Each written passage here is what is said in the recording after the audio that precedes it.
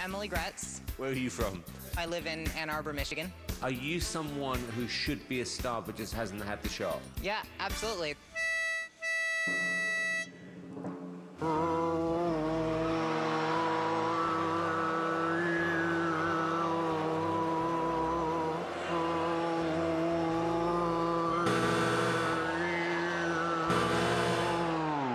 Can you imagine anyone going to a concert listening to you make that noise for 2 hours?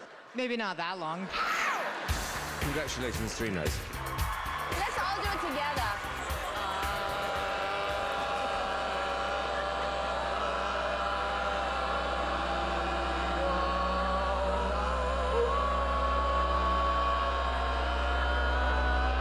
Let's go back that up.